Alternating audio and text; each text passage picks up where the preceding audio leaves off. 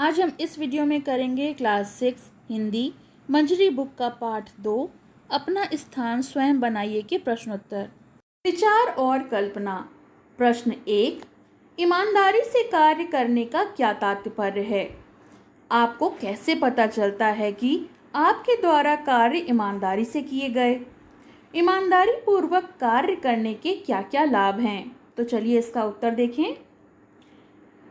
ईमानदारी से कार्य करने का आशय है कि बिना लोभ के, बिना लालच के मन लगाकर कार्य करना। ईमानदारी से किए गए कार्य की सभी प्रशंसा करते हैं, यानी सभी तारीफ करते हैं, और हमें कभी ना कभी इसका पता चल भी जाता है। ईमानदारी से कार्य करने पर लोगों का विश्वास बढ़ता है और आपको बड़े बड़े कार्य अपने आप मिलने लगते हैं। साथ ही सम्मान में भी वृद्धि होती है, यानी जब आप काम ईमानदारी से करते हैं तो लोग आपका मान सम्मान भी करते हैं। प्रश्न 2, राजा के 7 मंत्री नशे में पाए गए। नशे के क्या क्या दुष्परिणाम होते हैं? अपने विचार लिखिए। तो इसका उत्तर है, नशा करने से व्यक्ति अपने होश में नहीं रहता है, इसलिए उससे अनजाने में ही कई गलतियां हो जाती हैं और वह अपना सम्मान भी खो देता है। लोग उस पर विश्वास नहीं करते हैं। आगे चलकर उसे गंभीर बीमारियां होने का भी खतरा रहता है, यानी नशा करना आपकी सेहत के लिए भी हानिकारक होता है। कहानी से प्रश्न 1, किसने किससे कहा? तो पहला है क, मुझे अपने लिए एक आदमी की ज़रूरत है। ये किसने किससे कहा? ये कहा राजा ने मंत्री से। ख, मैंने इसे हजारों में से छांटा है और बढ़िया नौकरी से छुड़ा कर लाया हूँ। तो ये बात मंत्री ने राजा से कही। ग, मुझे अपने राजा की सेवा करने का मौका मिलेगा, युवक ने राजा से कहा। घ, इससे अफसरों में ढील और बेईमानी पैदा होगी। तो ये वित्त मंत्री ने राजा से कहा। प्रश्न 2, युवक ने कीमती सामान क्यों बेच दिया? तो इसका उत्तर है, युवक ने कीमती सामान इसलिए बेच दिया क्योंकि वे सामान कई वर्षों से उस कोठरी में बेकार पड़े हुए थे और निष्प्रयोज्य थे, और युवक के मस्तिष्क में कमरे को सजाने की योजना थी। प्रश्न 3, हुजूर, पैसा तो मैं भी डाल सकता था, पर यदि पैसा कम है और इसके लिए पूछताछ ना हुई तो इससे अफसरों में बेईमानी और ढील पैदा होगी। वित्त मंत्री ने ऐसा क्यों कहा? तो इसका उत्तर है, वित्त मंत्री स्वयं ईमानदार था, इसलिए वह चाहता था कि राज्य के सभी कर्मचारी ईमानदारी पूर्वक कार्य करें, इसलिए वित्त मंत्री ने ऐसा कहा होगा। प्रश्न 4, राजा ने युवक को प्रधानमंत्री क्यों बनाया? तो इसका उत्तर है, राजा ने युवक द्वारा वित्त मंत्री के रूप में ईमानदारी पूर्वक किए गए कार्य से प्रसन्न होकर उसको राज्य का प्रधानमंत्री बना दिया, क्योंकि जब वो वित्त मंत्री थे तो वो काफ़ी ईमानदारी पूर्वक काम कर रहे थे और इस कारण वो खुश हो गए और राजा ने उनको राज्य का प्रधानमंत्री बना दिया। प्रश्न 5, कहानी में किस बात ने आपको सबसे ज़्यादा प्रभावित किया और क्यों?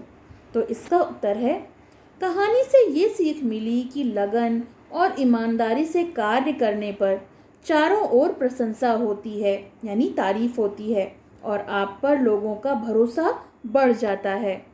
इसके कारण बड़े से बड़ा पद अपने आप मिल जाता है। जैसे युवक पहले चपरासी बना, फिर वित्त मंत्री बनाया गया और अंत में वो प्रधानमंत्री बना दिया गया। तो ये सब उसने चापलूसी से नहीं, बल्कि अपनी ईमानदारी से इन पदों को हासिल किया था। प्रश्न उत्तर तो हो गए, अब हम करेंगे भाषा की बात। प्रश्न 1, निम्नलिखित शब्दों के पर्यायवाची लिखिए। तो पहला दिया हुआ है राजा।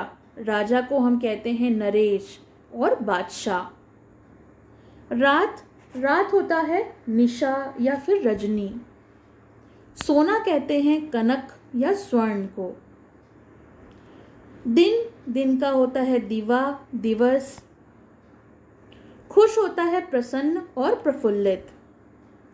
निगाह यानी नजर और दृष्टि। प्रश्न 2, निम्नलिखित शब्दों के विलोम लिखिए। तो यहाँ पर शब्द दिए हैं, हमें इनके विलोम शब्द लिखने हैं।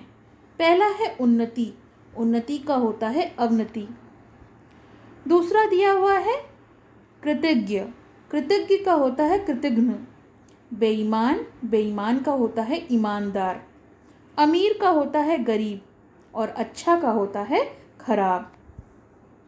प्रश्न 3, निम्नलिखित पंक्तियों में उचित विराम चिन्हों का प्रयोग कीजिए। तो हमारे विराम चिन्ह होते हैं पूर्ण विराम, अल्प विराम, अर्ध विराम। इस तरह से हमें यहाँ पर इन पंक्तियों में इन चिन्हों का इस्तेमाल करना है।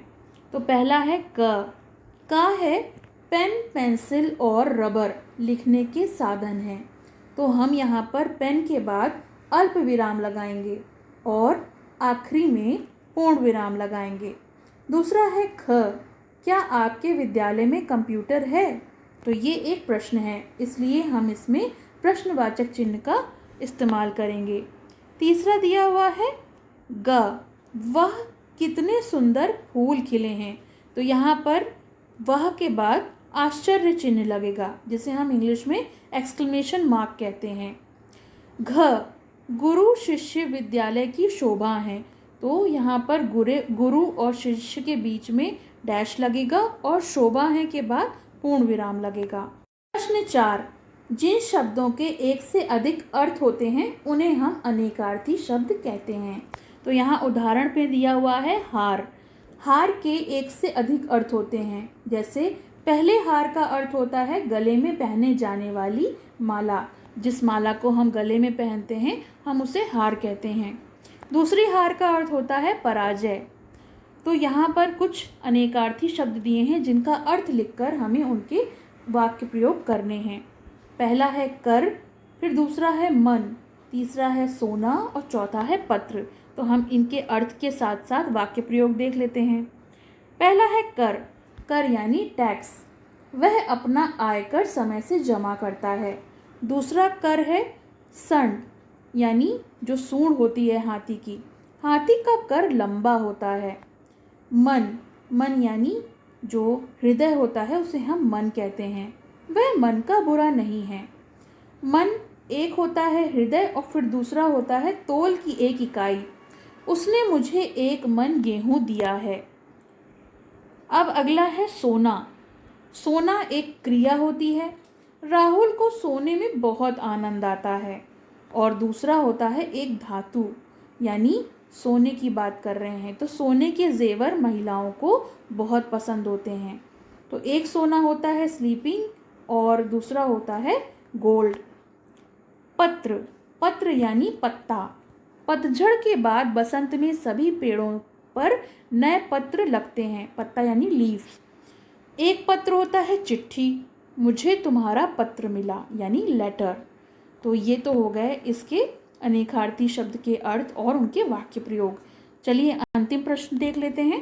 प्रश्न 5, संज्ञा या सर्वनाम की विशेषता बताने वाले शब्दों को विशेषण कहते हैं।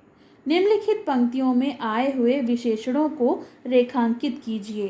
तो संज्ञा और सर्वनाम की जो शब्द जो विशेषता बताते हैं हम उन शब्दों को विशेषण कहते हैं।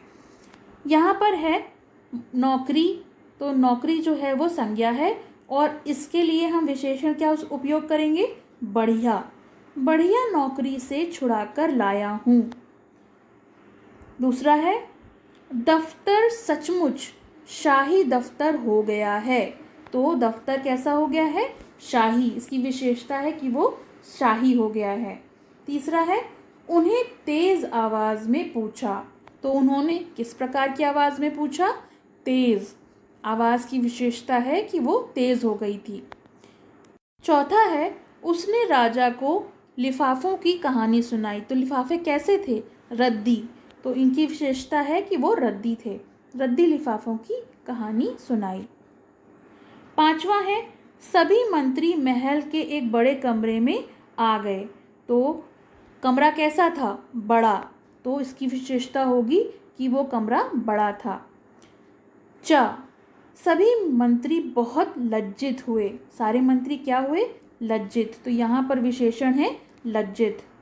तो ये प्रश्न उत्तर हो गए, सारे अभ्यास हो गए, लैंग्वेज पोर्शन हो गया। आपको कैसा लगा ये कमेंट सेक्शन में ज़रूर बताइएगा। और इस पार्ट का जो लिंक है व्याख्या का, वो मैं आपको डिस्क्रिप्शन में दे दूँगी, तो आप वहाँ से देख सकते हैं। तो अगर आपने मेरे चैनल को अभी तक सब्सक्राइब नहीं किया है तो प्लीज़ सब्सक्राइब कर लें, जिससे कि आपको आने वाले चैप्टर्स के अपडेट मिल सकें। Thank you. पसंद आया हो तो लाइक करें, शेयर करें और चैनल को सब्सक्राइब करें।